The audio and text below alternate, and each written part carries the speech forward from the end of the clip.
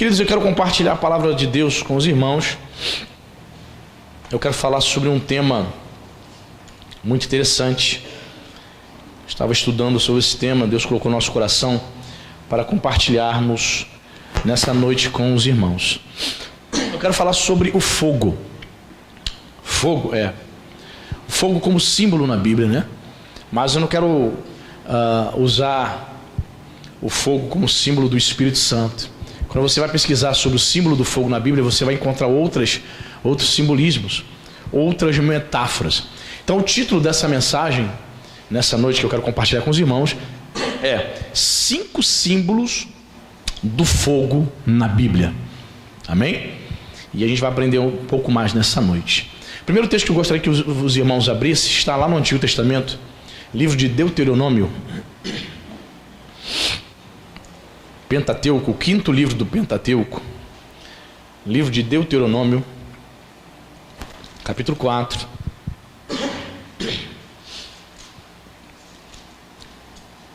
versículo, a partir do 23 e 24.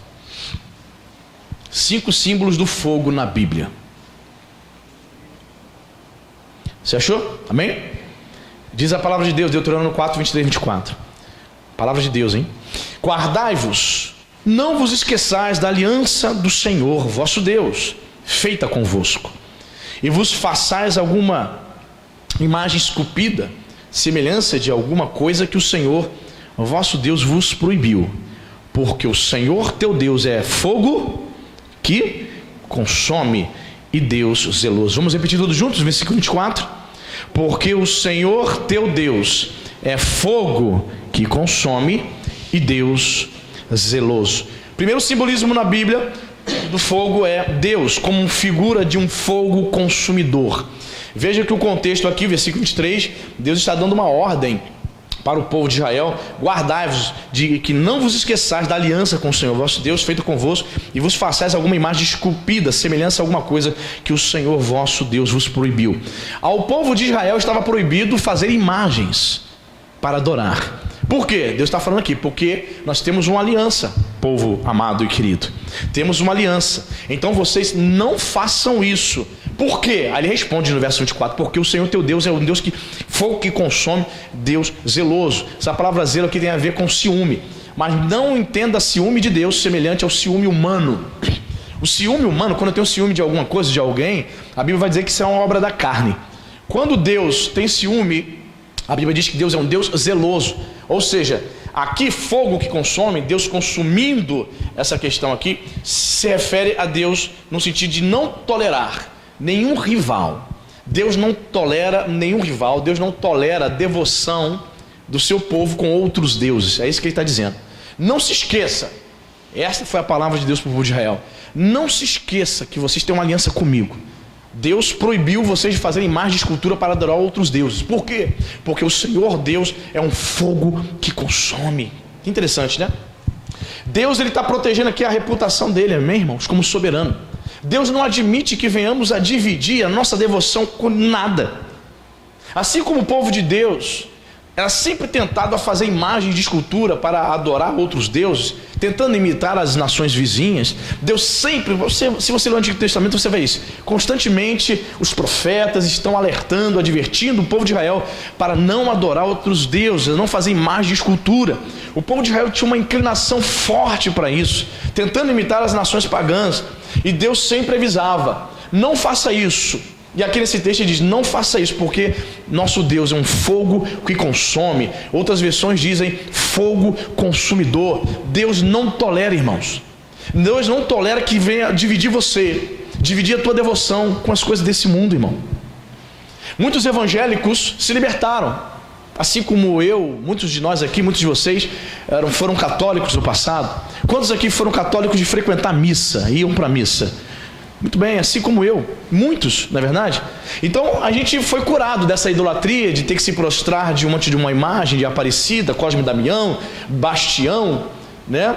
Diante desses deuses, fomos curados. Aí você se torna evangélico. Só que Satanás, ele não se dá por vencido. Satanás, ele não quer perder o crente. Então ele tenta colocar, não cola mais ele colocar um ídolo, tentar te convencer a se prostrar diante da imagem de São Jorge. Você não vai fazer mais isso. É um pecado grosseiro, você foi liberto disso, foi curado disso. Só que Satanás é inteligente. Ele vai tentar fazer com que você, mesmo dentro da igreja evangélica, ouvindo palavra, tenha outros ídolos. Tente dividir a sua devoção ao Senhor com outros ídolos. Tem muitos ídolos aí, tentando tomar a nossa devoção ao Senhor. Existe o entretenimento, existem concepções equivocadas do Evangelho, o dinheiro também é um ídolo que tenta dividir a nossa devoção com Deus. E a palavra de Deus está bem clara que Deus é um fogo consumidor, Ele é um Deus zeloso, Ele não admite, irmão, Ele não admite que venhamos a dividir o nosso coração com as coisas desse mundo. Evangélicos não se prostram mais diante de uma imagem de escultura, de gesso, mas estão se prostrando diante dos deuses desse mundo, diante de todo engano, tipo de engano, diante do falso evangelho, diante dos falsos profetas, e não são poucos, hein? Não são poucos. Eu estava vendo um vídeo de um indivíduo que se diz o Messias. Tem em todo o canto do mundo, né? Ele se diz o Messias prometido na Bíblia, lá na Rússia, um Jesus Cristo, um Messias russo.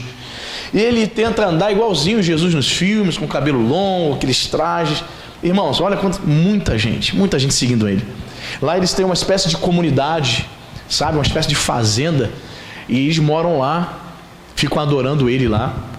Aí muitas pessoas ficam sabendo pelas matérias, nas mídias, que tem um tal de Jesus lá. As pessoas vão lá, ouvem ele, gosta, abandona tudo e vai morar lá com o cara. Tipo o Henrique Cristo aqui no Brasil, lá em Curitiba. Tantos ídolos, né, irmãos? Tantos ídolos. E nós? E claro, nenhum de nós aqui seríamos tolos para seguir um Henrique Cristo da vida. Todo mundo vê que ele é Pinel. Todo mundo vê que ele tem problema de esquizofrenia. Mas existem outros ídolos que tentam dividir o nosso amor por Cristo, o dinheiro, a avareza, as coisas desse mundo. Os crentes têm mais prazer nas coisas do mundo do que nas coisas de Deus, infelizmente, irmãos.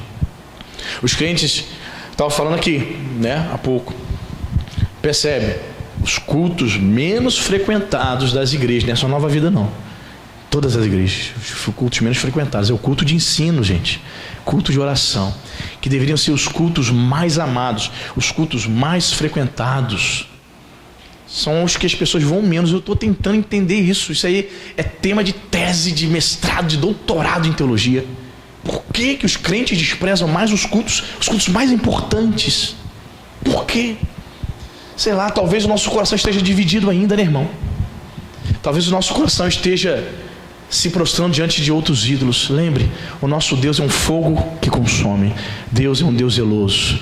Ele exige devoção, adoração, repita comigo, exclusividade. Você já viu algumas matérias nos jornais? Bota exclusivo. O que significa quando o repórter fala isso? O apresentador. Exclusivo, o que significa? Que só aquela emissora que está falando sobre aquele assunto. Matéria exclusiva. Exclusividade. Ninguém pode passar essa matéria se não mostrar o nosso logotipo. Fomos nós que chegamos primeiro na matéria. Pois é, Deus, da mesma maneira, exige de nós exclusividade. Por quê? Porque Ele é fogo consumidor. Então temos aqui o primeiro simbolismo. Deus como figura de fogo que consome, sabe, a falta de devoção. Muito bem, segundo simbolismo do fogo na Bíblia. Abra sua Bíblia em Salmo 66. Segundo simbolismo do fogo na Bíblia. Esse aqui é mais conhecido, esse simbolismo.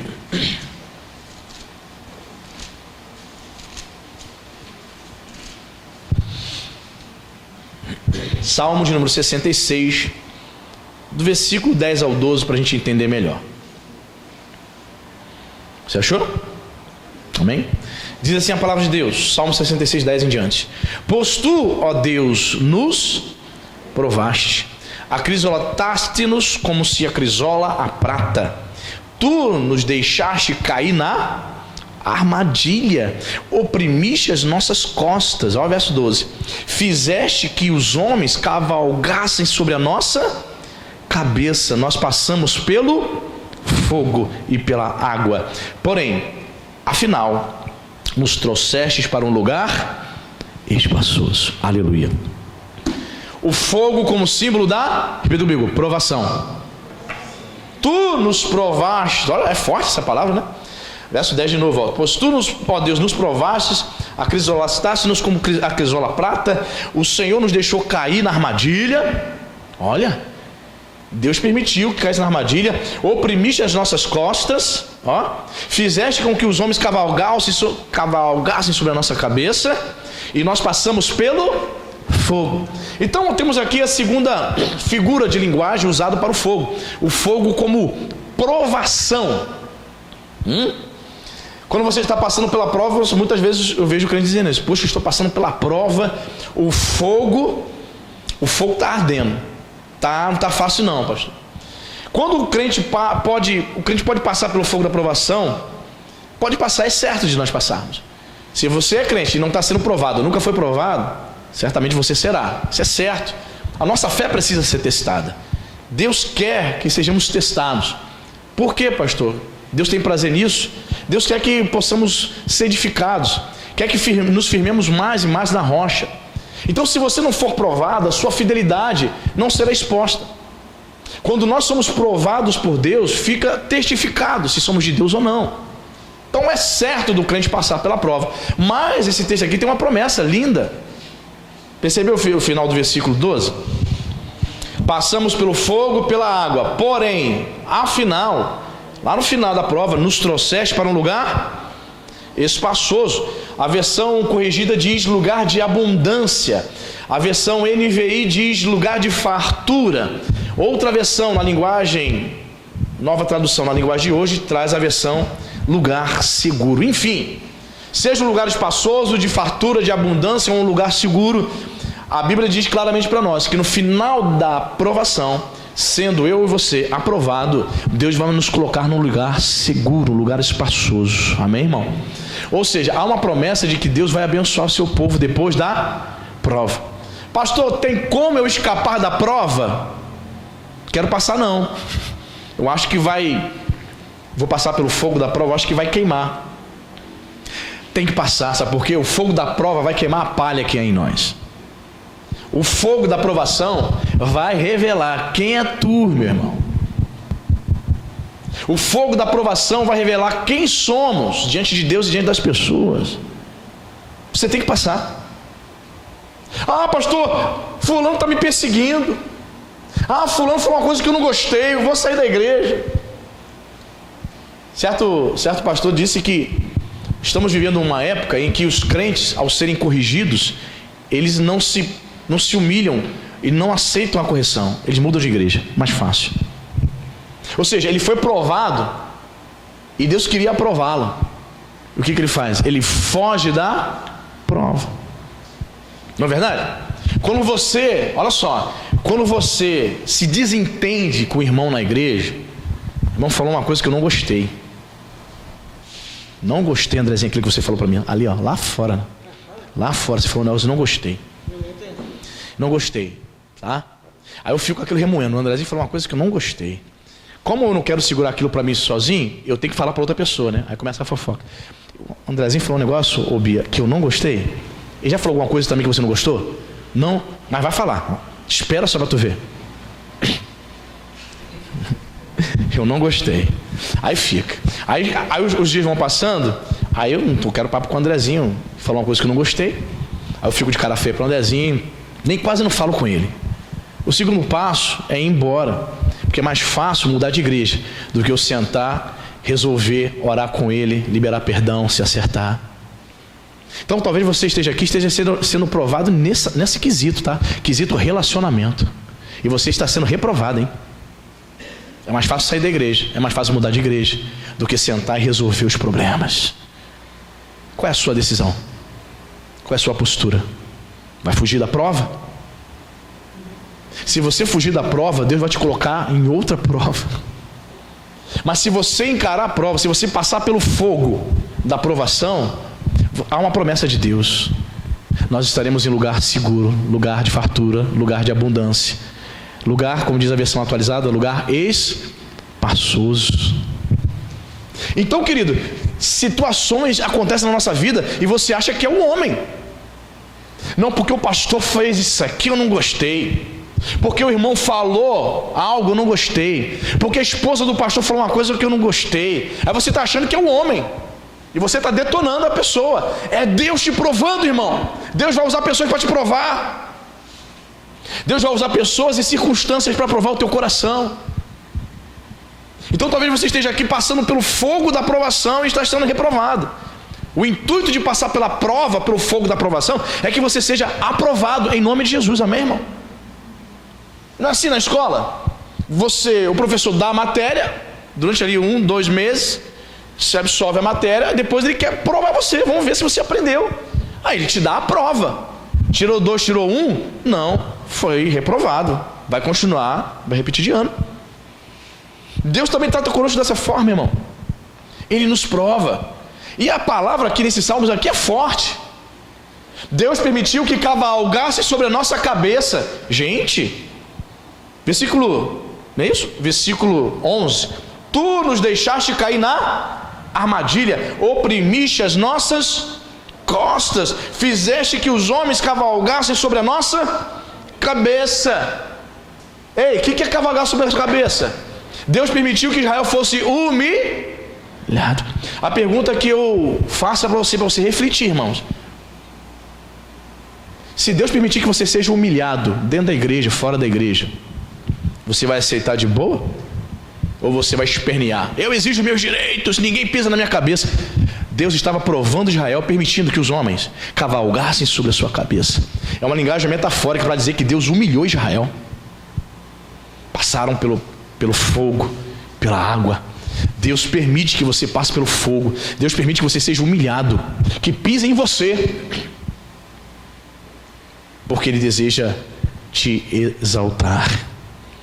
Irmãos, uma das coisas mais difíceis que tem é uma pessoa se submeter a uma disciplina na igreja. É impressionante. Já tive algumas experiências aqui. Certa vez eu tive que tirar um menino do Ministério do Louvor, e eu falei aqui, ele estava aqui, sentado aqui, e eu falei para ele o seguinte: olha só, você está ficando na disciplina, foi grave o seu comportamento, não tem como te deixar no Ministério do Louvor, você vai ficar aqui na disciplina. E tem mais, eu vou te observar. E o que você vai fazer? Você vai continuar vindo aos cultos, vai continuar buscando a Deus, e eu vou te observar para ver se você se submete à disciplina. Você precisa passar por um período de tratamento de Deus. Ele ficou quieto, não falou nada. Outra semana, cadê? Meteu o pé. Aí chega até, a informação chega até mim, certo? Aí ele foi meter o pé, foi para uma Assembleia de Deus aqui perto. Na mesma semana, ele já estava tocando e cantando. Tocando não, cantando. Que ele não toca nada. Eu falei, já? O cara sai da igreja na disciplina, vai para outra igreja, ele passa um somebody love para outro pastor engole, nem procura saber. No mínimo é assim, irmãos. O pastor tinha que perguntar: você me louvor? Me dá o teu telefone do teu pastor lá. Qual é o pastor da Nova Vida ali? O Anderson. Quero saber. Foi assim que aconteceu comigo quando eu fui para a Nova Vida, irmão. Na minha antiga igreja, da minha adolescência, eu saí de lá e fui para a Nova Vida. Aí o bispo Volney, então o pastor Volney, chegou para mim e falou assim: você saiu de lá por quê? Eu falei: porque eu não concordava com a teologia da prosperidade. É uma igreja neopentecostal. Aí o bispo Volney falou assim: ah, entendo, sei. Aí ele falou assim: você tem o telefone do seu último pastor agora? Eu falei: tem. Me dá o telefone dele, quero conversar com ele. Aí eu fui conseguir.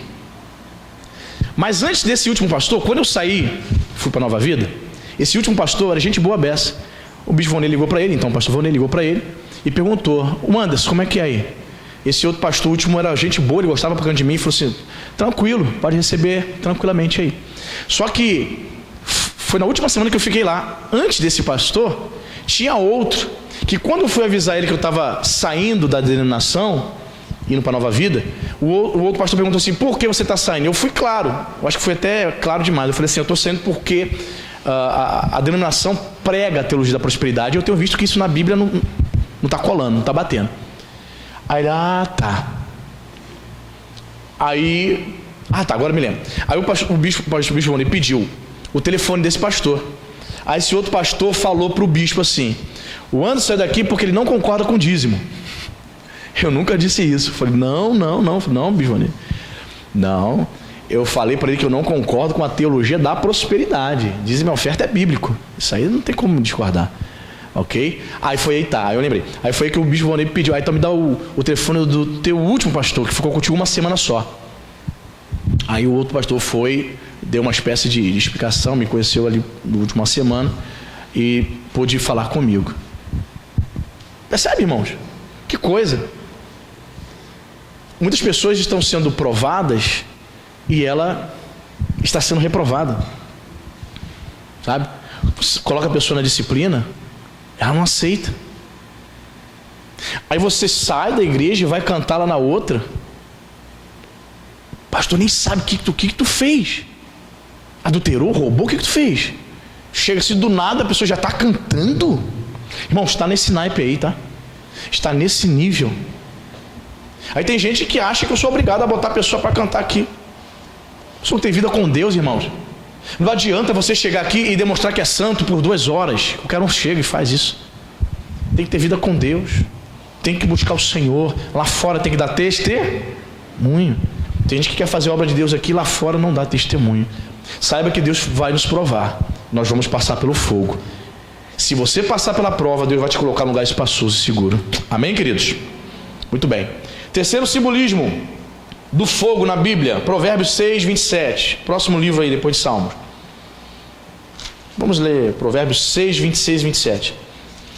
Terceiro simbolismo do fogo na Bíblia. Já vimos aqui como Deus consumidor, Deus como figura de fogo consome, fogo como provação. Provérbios 6, 26 e 27. Você achou? Olha o que diz a palavra. Por uma prostituta, o máximo que se paga é um pedaço de pão, mas a adúltera anda à caça de vida preciosa. Tomará alguém fogo no seio, sem que as suas vestes se incendeiem? Terceiro simbolismo do fogo na Bíblia, repita comigo. Fogo como símbolo da tentação. Você está vendo aqui? Tomará alguém fogo no seio sem que suas vestes se incendeiem? No Brasil a gente tem um ditado, né? Fulano, aquele que brinca com fogo vai se queimar. Aqui a gente tem outro ditado. Os judeus tinham outra máxima. Eles diziam, olha, pode um sujeito brincar com fogo, colocar fogo no seu seio sem que queime? É claro que não, né? Então temos o fogo aqui como símbolo, uma metáfora para a tentação. O sábio se utiliza dessa metáfora para nos ensinar as consequências terríveis de se deixar dominar pela tentação e cair no pecado. É sempre bom lembrar isso. Tentação não é pecado. Pecado é cair na tentação. Ok? Jesus foi tentado no deserto por Satanás durante 40 dias. Jesus foi tentado, mas Jesus cedeu às tentações? Não. Então, saiba diferenciar isso. Ser tentado não é o mesmo que pecado. O pecado consiste quando você cede à tentação. Satanás te sugestiona algo e você, aceita. Ok? Então, veja bem, temos aqui o fogo como símbolo da tentação. Todos nós somos tentados. Alguns em algumas áreas mais do que o outro. Talvez tenhamos homens e mulheres aqui que são muito tentados, são tentados na questão sexual, na área sexual. Você trabalha num ambiente e tem uma mulher lá o tempo todo te assediando e você está numa peleja, uma luta, orando a Deus: Senhor, me livra dessa giraia, dessa carniça, em nome de Jesus. Senhor, me livra dessa tentação. Você sabe que se você continuar de conversinha com ela, você pode cair. Então, querido, não tem como brincar com fogo, não tem como atear fogo no seu seio e não se queimar. Fuja da tentação, amém, meu irmão? Fuja. Minha senhora, você tão bem casada, com filhos, do lar, aí resolve trabalhar, resolve fazer um cursinho, aparece lá um camarada engraçadinho o tempo todo, sabe? Jogando conversinha fiada para a senhora, lá no Facebook, só dá cutucada, cutuca, te chamando para conversa, entra lá no Messenger, lá no Facebook, e dando um tchauzinho, sabe? Para tentar te ludibriar. Foge. Não tem como atear fogo no seio sem se queimar. O sábio está nos alertando aqui, cuidado. Em outras palavras, não tem como brincar com a tentação. Pastor, eu vou brincar um pouco com o pecado, só um pouquinho. Só depois, quando estiver quase caindo, eu volto para Jesus. Ei, foge. Talvez você não tenha chance de voltar. Talvez você não tenha chance de conseguir escapar. Talvez um dos personagens bíblicos que mais tenha brincado com a tentação e com o pecado foi um indivíduo chamado, repita comigo, Sansão. Fortão. Ah, Dalila. Quem? Ei, me conta o enigma. Diz para mim o segredo. Aí ele deitado, Dalila fazendo cafuné nele. Conte-me, diga-me, qual é o segredo da sua força? Me revela. Ele, não conto. Meu amigo, quando você parte para esse joguinho de brincar com fogo, cuidado. Tanto cafuné que Dalila fez em Sansão. Aí ele revela, né? Minha força, eu tenho um voto de nazireu. Eu não posso beber vinho nem cortar o cabelo. Pode não. Isso, dorme. Nana, neném. E você sabe da história. Dalila corta o seu cabelo. Quando os filisteus vêm, o Espírito Santo de Deus já tinha se retirado dele, está sem a força de Deus. Pastor, então a força dele estava no cabelo, na peruca de Sansão, não é isso? Não estava no cabelo. Estava na obediência. Ele quebrou um voto, um pacto com Deus que ele tinha. Por isso ele perde a força e perde o Espírito Santo de Deus. E sabe qual foi o final de Sansão? Cego, empurrando uma pedra de moinho lá como escravo dos filisteus. Cego, vazaram os olhos de Sansão. Quando a pessoa brinca com fogo, brinca com pecado, ela fica cega espiritualmente, ela perde a visão. Cuidado com o pecado, amém, irmão? Não tem como. Pastor, mas ele é tão bonito, foge! Pastor, ela é um chuchu, uma graça, foge! Às vezes tem jovens dentro da igreja, 15, 16, 17 anos. Fica atento, pais e mães, hein? Tu não tem noção. Se for menina, tem outras meninas da mesma idade assediando a sua filha, fazendo propostas para serem lésbicas. E às vezes a mãe, inocentemente, acha que é amiguinha. Vai lá para casa, pro quarto, vamos fazer trabalho. Mãe, a gente vai fechar aqui a porta aqui do quarto. Estamos fazendo o trabalho da escola. Aí a mãe lá lavando louça, sabe de nada. Estão lá dentro, lá falando de lesbianismo, fazendo propostas lésbicas. 15, 16 anos, e assim começa. Não começa com 30, não. É na adolescência. Às vezes o amiguinho está assediando o outro. Quer ter experiência homossexual. 14, 15, 16 anos. Ou até menos. Foge dessas coisas, jovem. Não tem como atear fogo no seio sem se queimar. Quem está entendendo? Então temos aqui a terceira, não é isso? Terceiro simbolismo do fogo na Bíblia. Então vamos para o quarto. Lucas capítulo 12.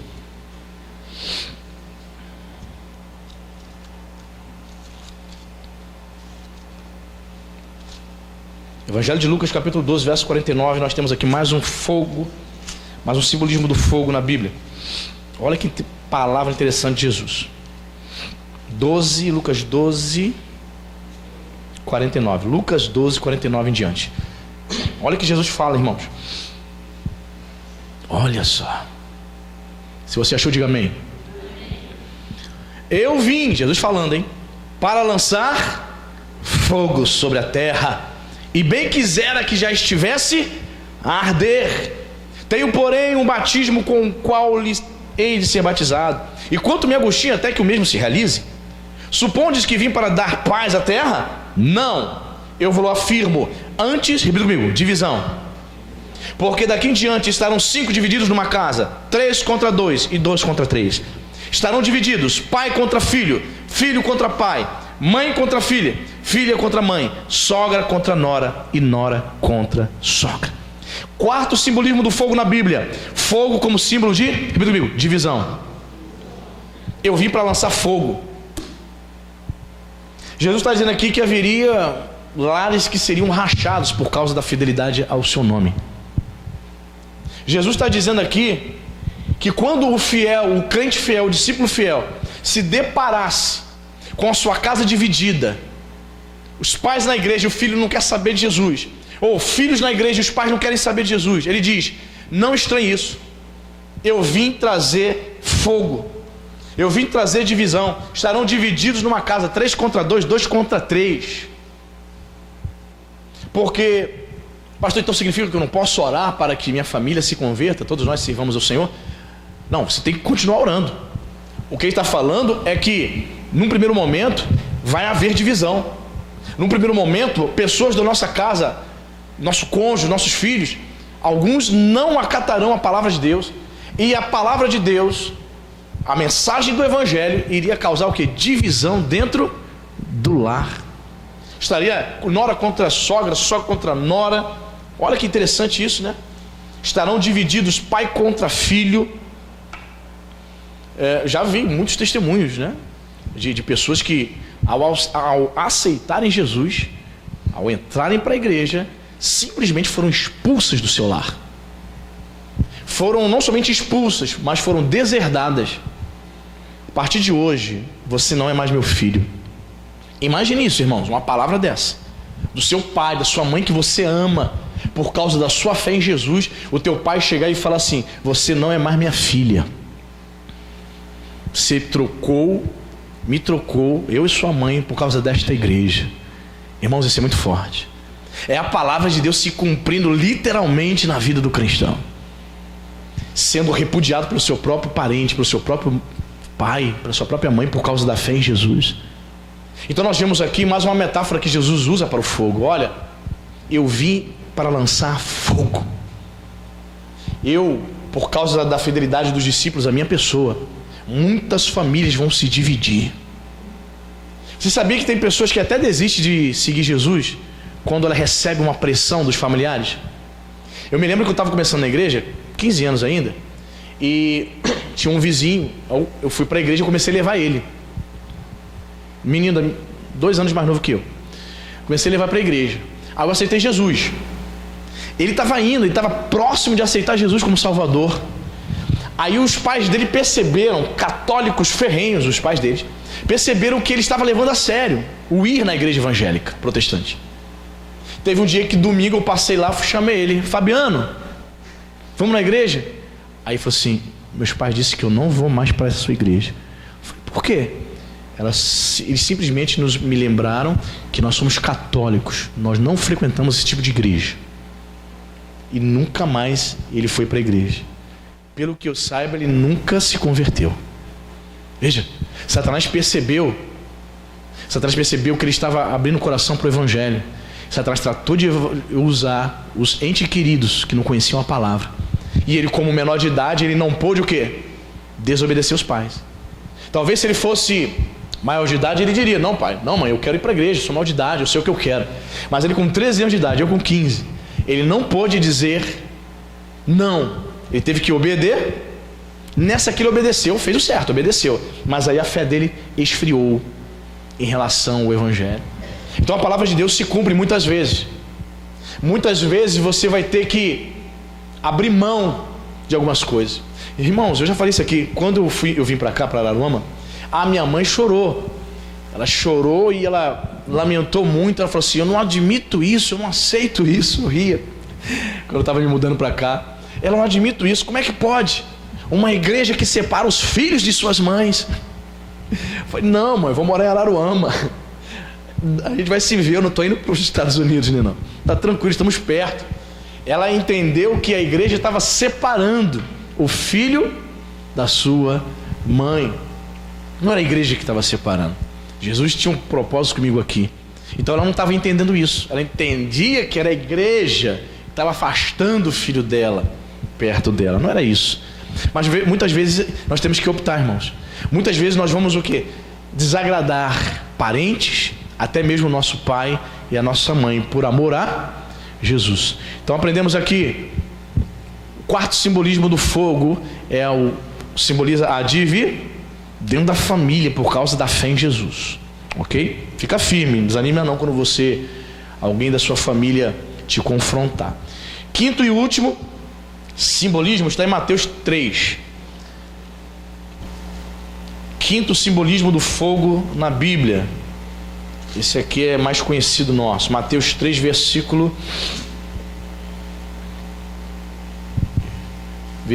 10. Mateus 3,10. Quinto simbolismo do fogo na Bíblia. Você achou? Diz a palavra de Deus: já está posto o machado à raiz das árvores. Toda árvore, pois, que não produz bom fruto, é cortada e lançada ao fogo. Então, o quinto simbolismo do fogo é o fogo como símbolo de juízo e condenação. Captaram? Fogo simbolizando juízo de Deus. Vamos repetir o versículo? Ó. Já está posto o machado à raiz das árvores. As árvores simbolizam aqui os homens. Toda árvore, pois, que não produz bom fruto, o que acontece com ela? É cortada e lançada ao fogo. Ou seja, qualquer cristão, por mais que tenha dons, preste atenção nisso, irmão. Por mais que eu e você tenhamos dons, temos habilidades, por mais que nós temos feito grandes realizações nessa terra, nesse mundo, se nós não produzimos bons frutos, nós seremos o quê? Cortados. Produzir bom fruto é fruto de crente de verdade, fruto do Espírito, ok? Se esse indivíduo, mais uma vez fala aqui, o sujeito ele pode ser pastor, pode ser apóstolo, pode ser bispo, pode ter feito muitas coisas. Eu cantei no Ministério do Louvor, eu dei aula por 20 anos no departamento infantil, eu toquei na igreja por 15, 20 anos, eu fiz muitas coisas, pastor. Mas se você não se manter fiel, produzindo bom fruto, você vai ser cortado. Então temos o fogo aqui como símbolo de juízo de Deus e condenação eterna. A gente poderia dizer também que o fogo, símbolo da condenação eterna, do diabo, do inferno. Certo? Mas temos aqui um juízo de Deus. Eis que o machado está posto. Está assim, ó, quase cortando. Ou seja, Deus tem a expectativa de que nós venhamos a produzir frutos, irmão. O que Deus espera de mim e de você? Você parou para pensar sobre isso? O que Deus espera de mim e de você? Que sejamos apenas observadores? Apenas pessoas que observam as coisas acontecer? Não. Deus quer que você se envolva. Deus quer que você produza fruto. Deus quer que você seja um ganhador de almas. Estava orando esses dias, irmãos, por vocês. A minha oração foi: Senhor, que cada crente desta igreja tenha entusiasmo para falar de Jesus para as pessoas, para ganhar almas. São vocês que ganham almas. São vocês que trazem um amigo. São vocês que trazem o vizinho. É um trazendo. Imagina, tem o quê? 40 pessoas aqui? Imagina se cada um de vocês trouxerem uma alma até dezembro. Colocar o propósito. Seriam mais 40 pessoas na igreja. Propósito de ganhar uma. Não estou falando 2, 3, 5, 10 não. Uma. Falta 9 meses para acabar o ano. Se você é uma pessoa que ama a obra de Deus, quer dar fruto, você vai fazer esse tipo de oração: Senhor, usa-me para que outras pessoas venham te conhecer de alguma maneira. Senhor, que pessoas apareçam no meu caminho. Senhor, que eu consiga evangelizar nas redes sociais, que eu encontre alguém no hospital para fazer um exame, na fila da padaria, na fila do mercado. Senhor, que alguém possa vir te conhecer através de mim. Mas a igreja brasileira se contenta em apenas vir domingo de noite e está tudo certo. Já vim domingo, já bati o cartão. Nem tem mais isso hoje, né? Bateu o cartão. Quem é da antiga lembra como é que é isso. Hoje é tudo digital, né? A pessoa se contenta, é tipo assim: já cumpri a minha obrigação. No espiritismo eles usam esse termo, né? Eu vou fazer, arriar a minha obrigação, arriar o despacho, a obrigação. Alguns crentes estão achando que o relacionamento dele com Jesus é como se fosse o espiritismo. Eu vou domingo na igreja, beleza, já cumpri a minha obrigação. Não é isso, tem 2 cultos do domingo, não é isso? Você poderia vir de manhã e de noite, mas você vem num só. Já cumpri a minha Isso é perigoso. Cumprir obrigação. Estamos esquecendo que nós temos um relacionamento com Jesus Cristo. Quem tem um relacionamento com Jesus, quem está vivendo esse amor, essa paixão por Cristo, pela obra de Deus, ele não vê vir de manhã à noite como uma obrigação. Ele vê isso como um ato de adoração, de prazer, de devoção. É diferente. Você está entendendo, irmão? Veja bem, o machado está posto na árvore, a árvore simboliza os homens. Se esse homem não produz bom fruto, às vezes a pessoa produz um fruto, mas não é bom, é um fruto podre. Veja, quem está dizendo, se essa árvore não produzir bom fruto, porque existem árvores que produzem até fruto, mas são frutos podres. Não pode se consumir aquele fruto podre. Então tem pessoas dentro da igreja que estão até produzindo frutos, mas não são bons frutos. Ela acha que é bom, mas não é. Ela sem entendimento nenhum, sem visão espiritual, ela dá até algum tipo de fruto, mas não é o bom fruto. É um fruto defeituoso, um mau fruto. Você está entendendo? Isso é perigoso, né, irmão? Porque a pessoa pode estar na igreja enganada. Aí o juízo de Deus vem. Pois quem não produz bom fruto é cortado. Olha que interessante.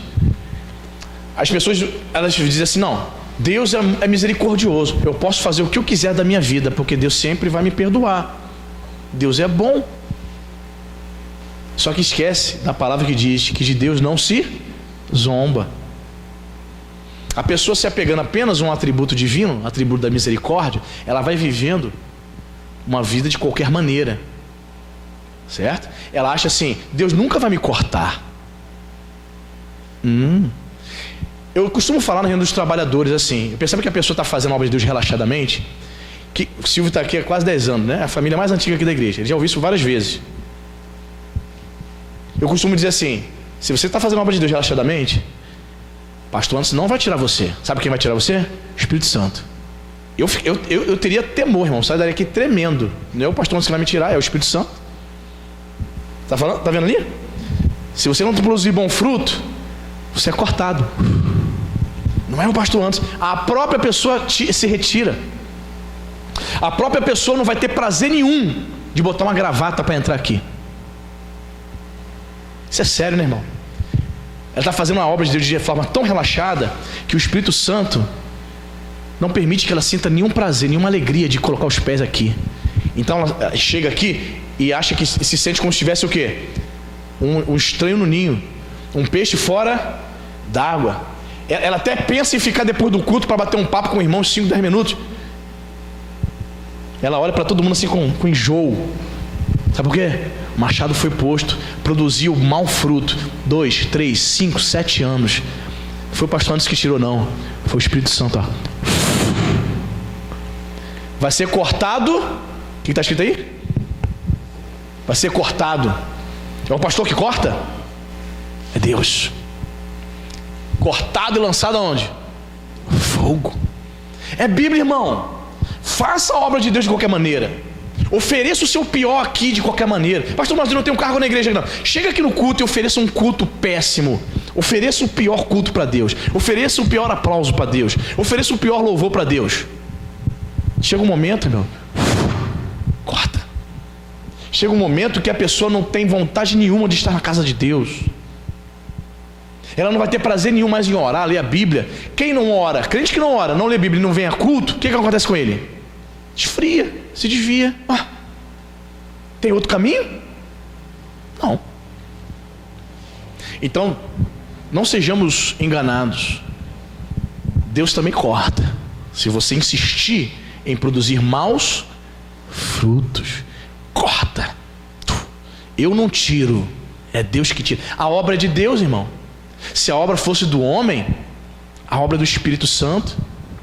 Quer estar aqui, ó, no cima do Ministério Louvor, tocando, cantando, quer estar na igreja, trabalhando, dando aula, de qualquer maneira, não vai muito longe, irmão. Não vai.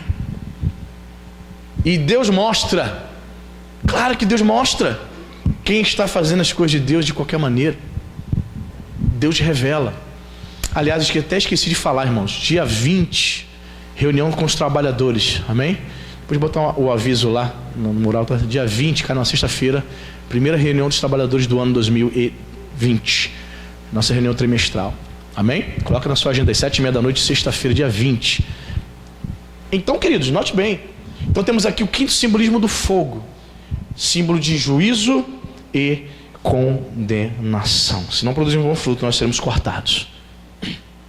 Tem gente que não acredita nisso, Então, se você oferece o seu pior para Deus, o seu pior culto, você faz a sua pior aula, sempre chega atrasado, não tá nem aí para horário, não procura orar com os trabalhadores, tá nem aí, cara, se dá Deus, se não der, eu faço o pior, vai ser cortado, hein? Não é o pastor antes que tira, não. Só lembrando, não é o pastor antes que tira, não. Aí, quando é cortado por Deus, sai daqui, vai para outra igreja metendo malho no pastor antes, porque o pastor antes não sei o que. Tem pastor que deve estar falando assim: caramba, pastor Anto deve ser uma desgraça, né? Caramba, falam mal dele aberto. Caramba, é vilão mesmo, hein? Pô, vocês estão tudo certo, beleza. E deve estar tudo errado, né? A gente está pregando, a gente está falando. A pessoa acha que o machado não está posto. Já está posto. Deus quer que você dê bons frutos. Amém, irmão? Não aceite menos que isso. Fruto distorcido, fruto pela metade, fruto podre. Não. Bons frutos. Glória a Deus.